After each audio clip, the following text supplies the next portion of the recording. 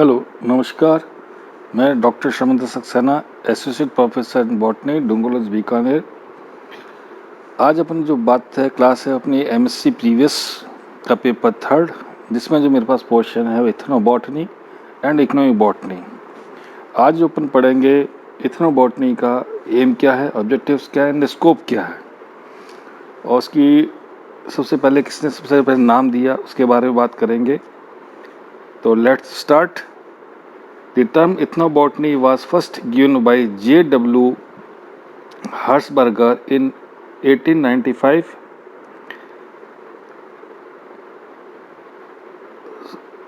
Some treat it synonymous with economic botany, others with traditional medicine. It is much more.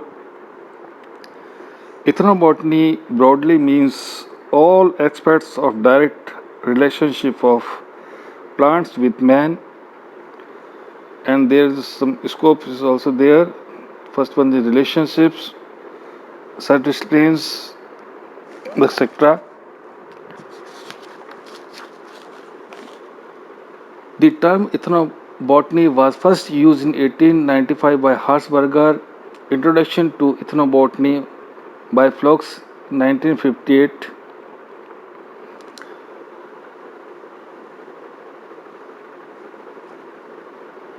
What is ethnobotany? Ethnobotany क्या है? Ethnobotany deals with the direct relationship of plants with man. The term has often been considered synonymous with either economic botany or with traditional medicine. The use of processed, improved, or otherwise modified plant products and their commerce by man primarily in economic botany. Ethnobotany is not as synonymous also with traditional medicine. Early origins of traditional medicine must have had their roots in ethnobotanical folklore, but today traditional medicine incorporates several well organized distinct systems of diagnosis and cure. In India alone, three traditional systems of medicine, namely Ayurveda, Siddha, and Unani, are distinguished. Ethnobotany includes study of foods, fiber, dyes, tans, other useful and harmful plants, by taboos, evidences, and even magico-religious beliefs about plants. This, this man-plant relationships can be broadly classified into two parts. First one is abstract and second is concrete. The abstract relationship of man with plants includes faith in the God, good or bad powers of plants, taboos, evidences, scared plants, worship, and folklore. The concrete relationship includes mainly the material use, such as in food, medicine, house building, agricultural operations, other domestic uses, trade or trade, plants in fine arts and culture like paintings, carvings, and house decoration, and the acts of domestication, conservation, improvement, or destruction of plants.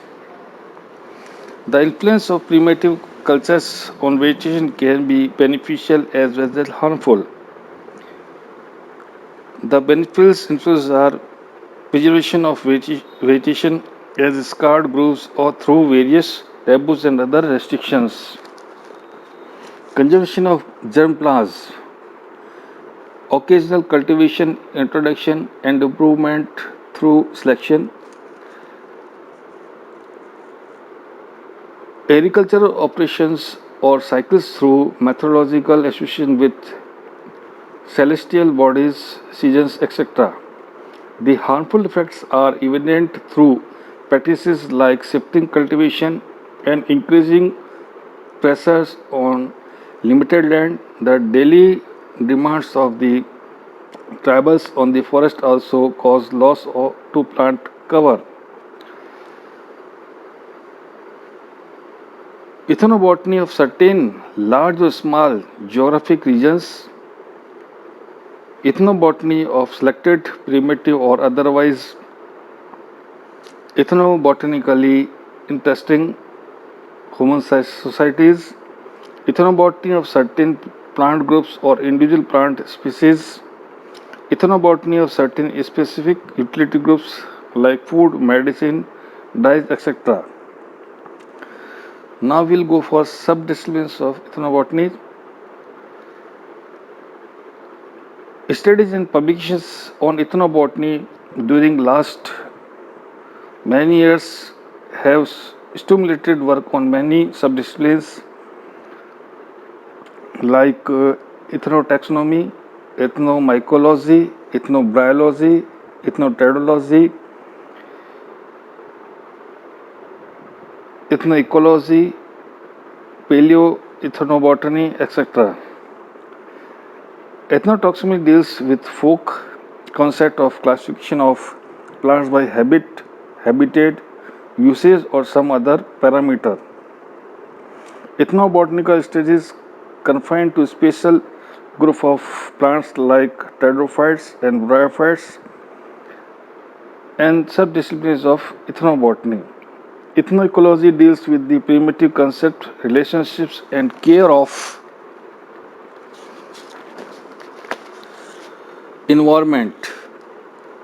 The impact of worship of certain trees or mythological association and taboos with certain species contribute to conservation and fail within the scope of ethnoecology, where the scope of study and inquiry in ethnobotany extends beyond ordinary realm of botany and has significant inputs of another branch of science like medicine, the work becomes interdisciplinary.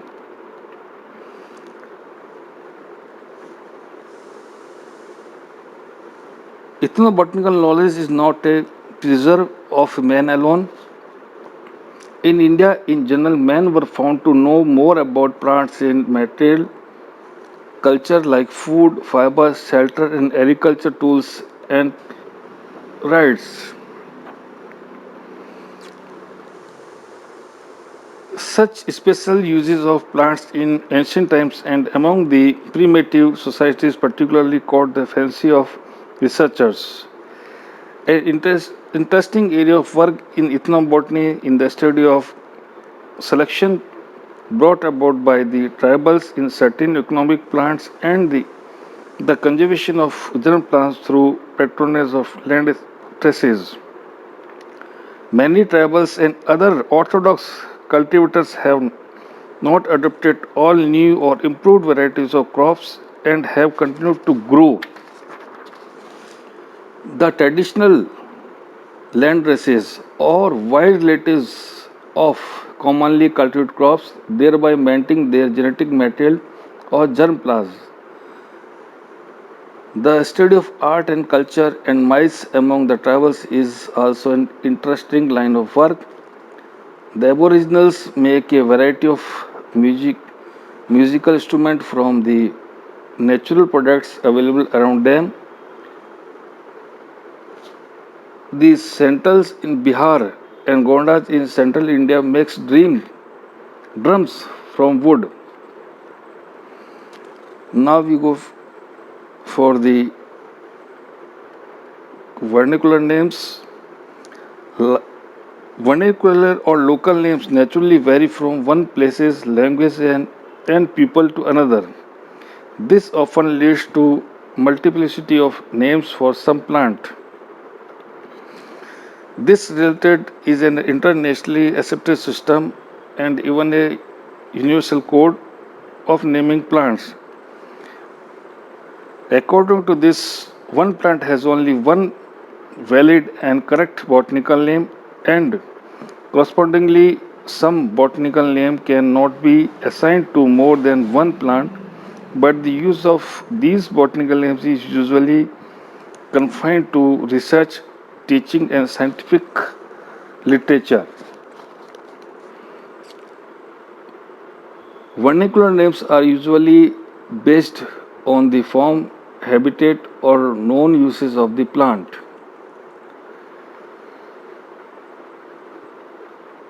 They are simple, easy for the local people to pronounce, and quite often have relevant meaning.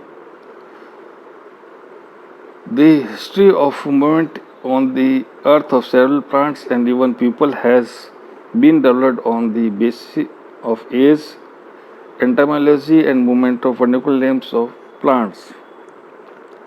The name of a crop throughout a region is often taken as a good indication of its origin and depressions. Now, Mexico religious beliefs. Although material culture like food, medicine, and shelter plants have been closely associated also with many social customs and mythological rituals of man. Many flowers, fruits, or whole plant have been used for offering in worship, and some plants are themselves worshipped. Some plants are believed to possess magical properties.